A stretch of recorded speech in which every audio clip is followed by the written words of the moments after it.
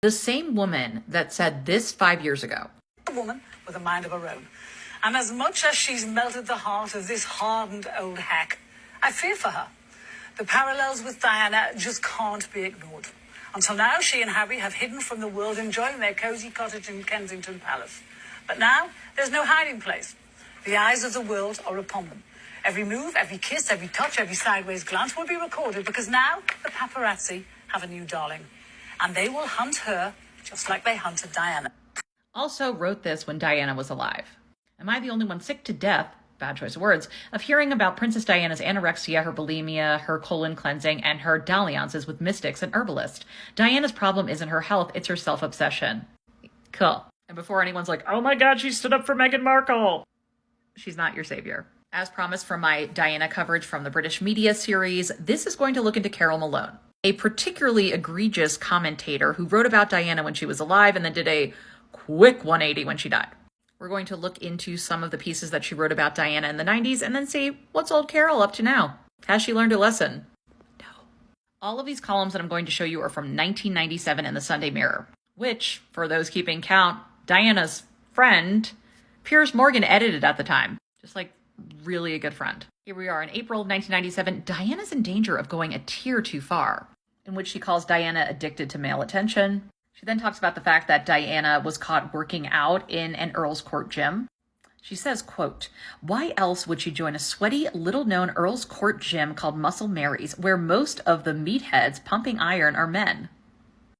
Carole, that's an area famous for their gay scene. It's called Muscle Mary's. Perhaps she went there so that she could remove herself from the male gaze, knowing that most of the men in there aren't attracted to her, and that she could maybe work out in peace, but of course, paparazzi and people like you will not let her. Anyway, she calls her a drama queen, says she has withdrawals when she's not the center of attention. There's a lot of fake diagnosing Diana, which is super weird. She ends with, this is why we shouldn't feel sorry for a woman who has mercilessly used the press for her own ends. Here's one from June 1997, why Diana can't bear taking a back seat. Here's another weird diagnosis that isn't clever. Methinks Princess Diana's ill health has less to do with bulimia and everything to do with a far more dangerous condition, control freakitis. Gosh, we were just so sensitive to eating disorders in the 90s. It's like The Little Mermaid, but instead of Ursula taking their voice, which sadly they still have, she takes any sort of ethics, morality, or dignity in exchange for being a shock commentator for British tabloids. She then goes on to say that maybe Diana's mad because the former nanny to the boys, Tiggy, when she's photographed with the boys, they look like they're having more fun than when they're with their mother. Gross! And then a jarring about face when Diana dies, where Carole spends much of her column defending her Friday column. It was hard to find, thank you to a Twitter user who brought it to my attention. So Diana passes away on Sunday the 31st. This is from Friday the 29th. In which she opens with, it's a pity Gucci doesn't make designer face zips. Then when Princess Diana was on the verge of opening her ill-informed mouth and causing an international incident, an increasingly frequent occurrence these days, she could just zip her trap shut. And y'all, we got a new syndrome. The princess, I fear, suffers from the open gob before brain engages syndrome, a condition which affects the trivial and the brain dead. Yikes! I mean, cringe on many levels. Needless to say, Carole quickly has to save face.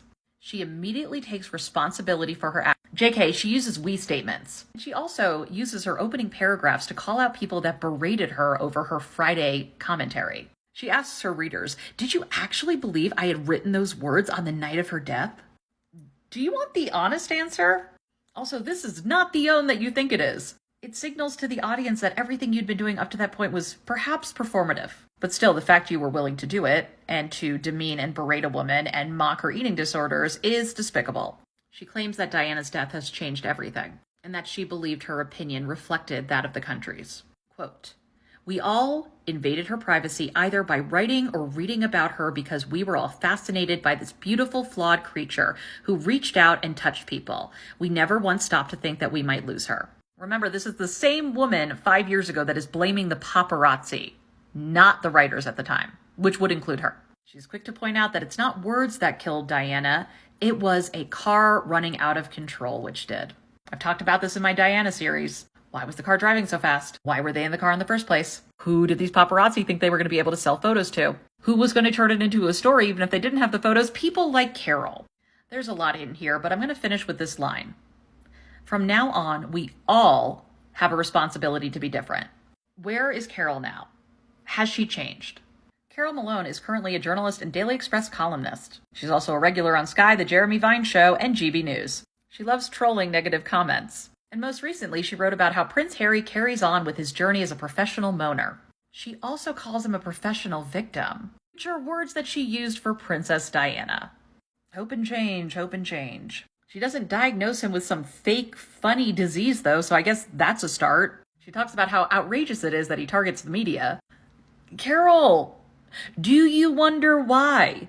Might he be distrustful of the media and dislike them vehemently for a reason? Just go back through your articles about his mother. I showed you this one earlier, but it's interesting given what we now know about how Carole wrote about Diana. Meghan might dream of being Diana, but it's Kate who truly embodies her, says Carole Malone.